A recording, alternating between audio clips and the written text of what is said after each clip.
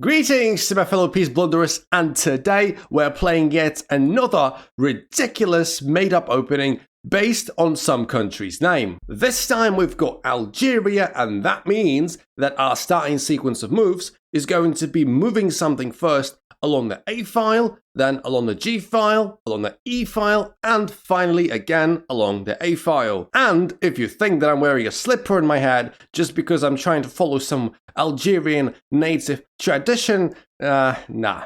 We don't talk about that, do we? What are you laughing at? Anyway, so let's have some fun in some unrated, no pressure, 5-minute blitz games. We're going to show the strength and power of the Algerian opening. Let's go. All right, we've got an international 985. All right, let's begin with A4. Now, the point of the Algeria opening in my concept is that you now play G3, because we need to continue with G, and then, yeah, I would expect that, and then you play E3. And then you fianchetto the bishop, not on the next move, because we need to play A5 or something like Rook A3. Oh, Rook A3 is a bit sus, isn't it? And you're trying to fianchetto your bishop, and then you're trying to control as many dark squares with your pawns and the light squares with your bishop, so they kind of balance each other out. Now we need to play, well, A5. I don't want to play Rook E3. I don't want to make life for my opponent too easy. Although Rook A3 for a second just sounded enticing, because they moved the bishop once already, and if they took my rook, that would have been moving a bishop twice, which is losing a tempo. I know it's a weird compensation for the exchange, but still. All right, so we're out of the forced line, and now we need to figure out what we want to do. I don't mind them taking. I don't think. I'm just going to fianchetto as I intended. And now, you know, this setup actually is not too bad. It's not too bad. They sort of tried building a center, but the center we're trying to destroy now from the flanks. E4, I'm not sure I'm liking the sound of that, especially... All right, let's see what you are going to reply after I play Knight C3. Knight C3, very good move in that sense, trying to undermine the center even more. I would expect maybe like Knight F6. No, there. Oof. It could actually be a low-key good move. I mean, on the surface, it doesn't look like it because the diagonal gets too exposed. The rook at A is looking shaky now. But all right, let's take. Let's see what they've got up their sleeve. Taking with the queen, they're going for the throat.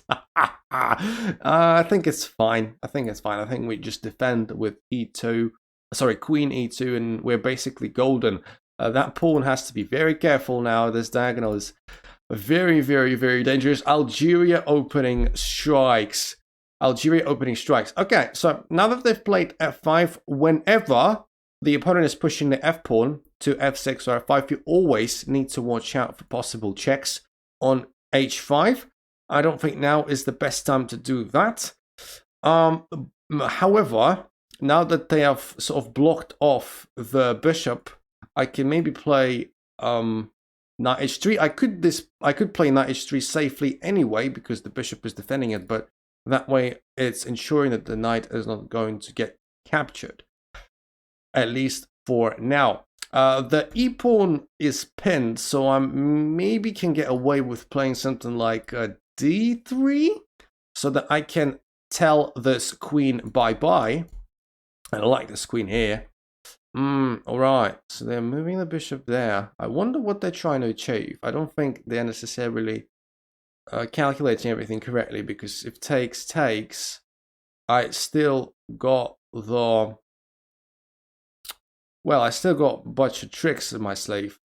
I don't have to... I can always play like this check, as I advertise. I don't know what they're going to do yet. I expect they're going to take, and then maybe count on me retaking, and then taking here. But, okay. Alright, fine. I'm just going to do what I promised to do. Like, queen check, g6, and then what? Because if I take with the bishop now, the queen is delivering a check, But, you know, the pawn just takes it. The pawn just is going to take my queen. Let's go for it, fine.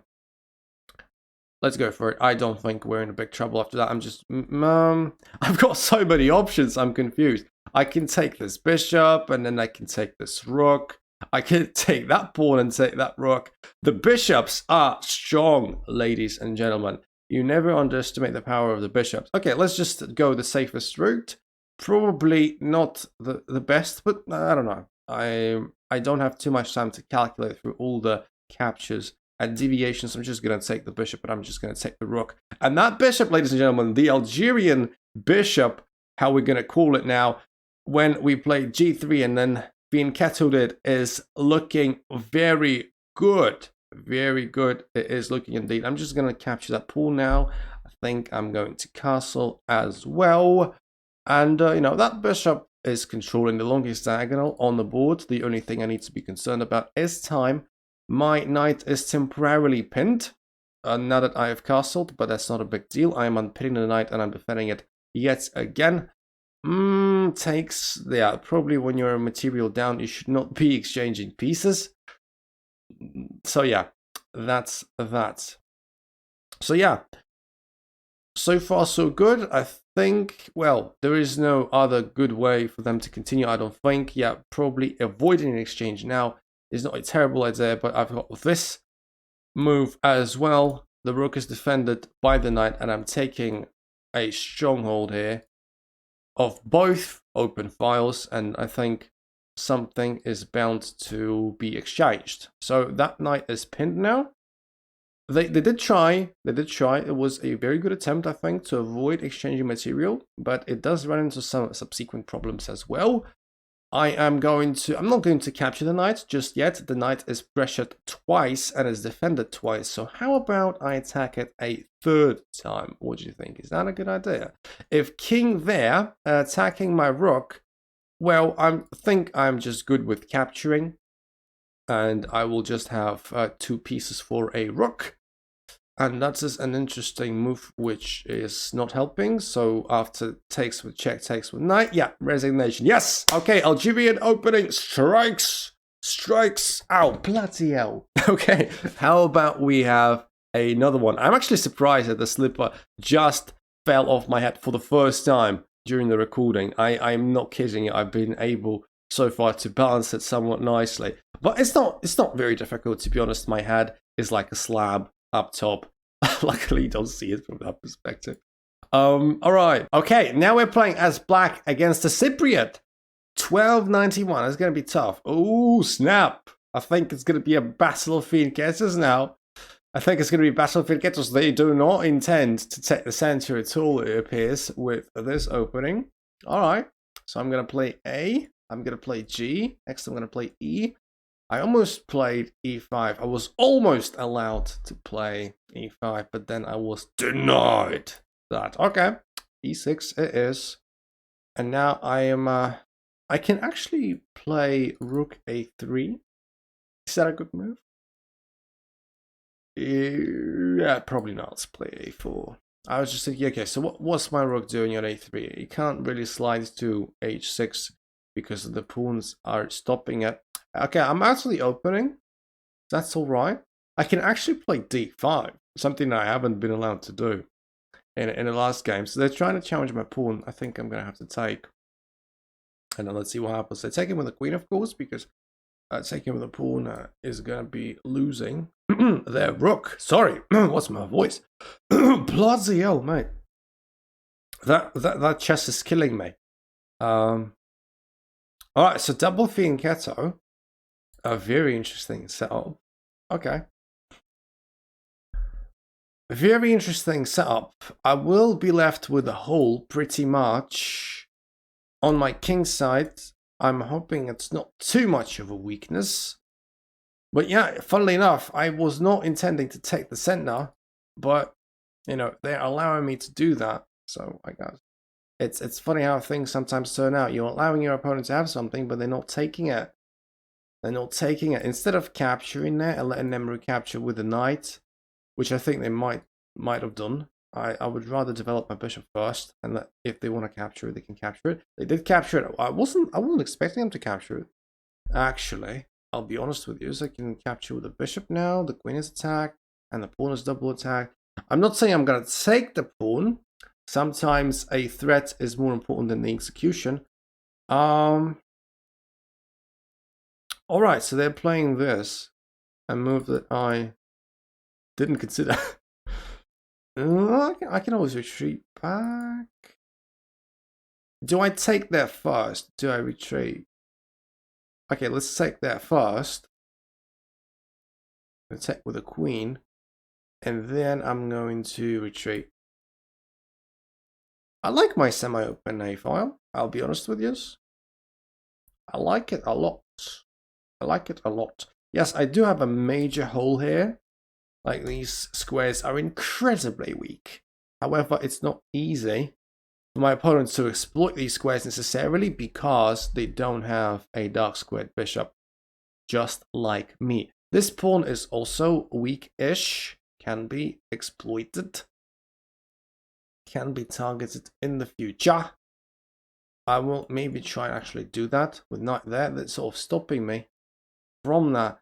Should I actually sack my knight and ruin their pawn structure? Sack my knight, take that knight and ruin their pawn structure. I think I should do, I'll be honest.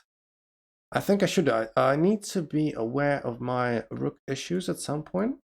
But I think that this bishop is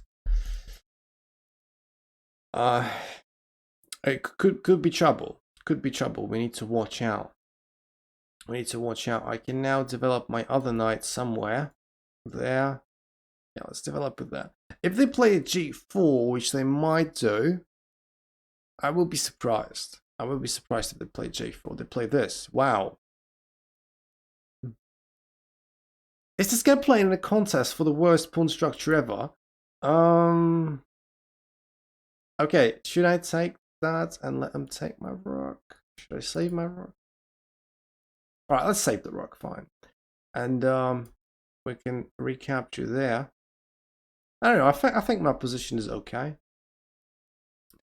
We are playing black, obviously, so that's also an additional challenge, if you will. I still got some targets to target.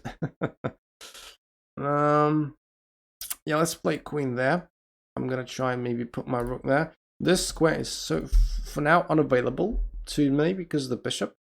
So they are threatening their e5 pawn, but they are exposing their king. They've got to be careful. My knight does have a nice square there, but the problem is it's gonna get captured. So, all right, I need to think a bit faster as well. That bishop is a slight nuisance. That bishop is a bit of a nuisance. All right, let's play. Nah, that doesn't look nice, does it? I'm suddenly a bit clueless. Okay, let's play knight there, and then I'm gonna try and do something with my queen and pressure that a pawn. I've got 1 minute left. I need to be careful. Talking to you lot takes a bunch of time. That's fine. That's fine. That bishop is, is annoying, but, could have been worse. Could have been worse, I'll be honest.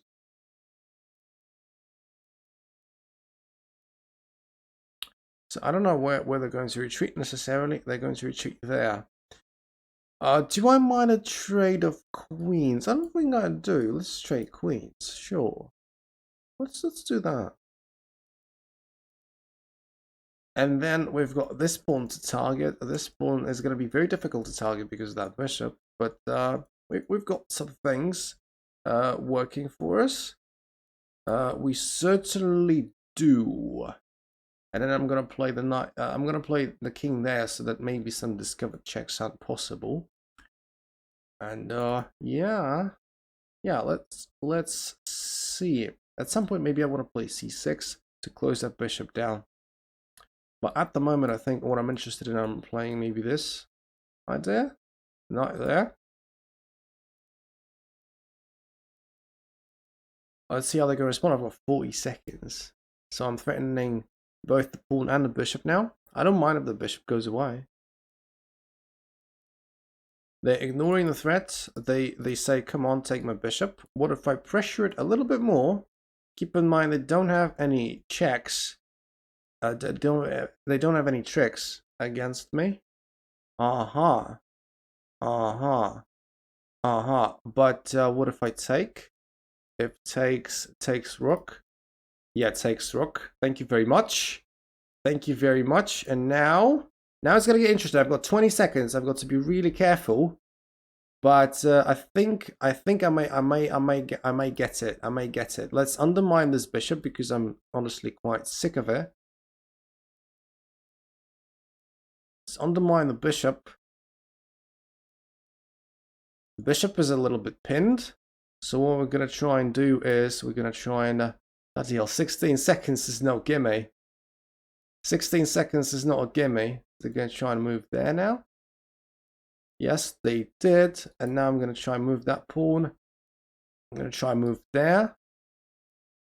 Need to basically put our like bullet skills forward. 12 seconds. Think I know what they're gonna do.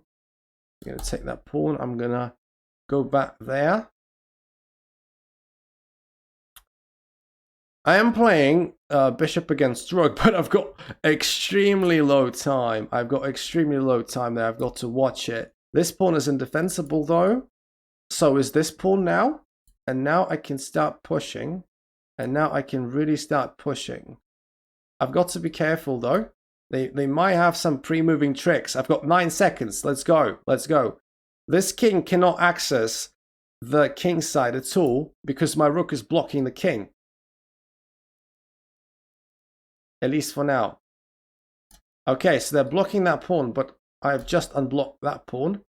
Okay, so the king cannot penetrate still. They took my pawn, which is fine. Now I'm going to queen, and I've got 5 seconds to mate.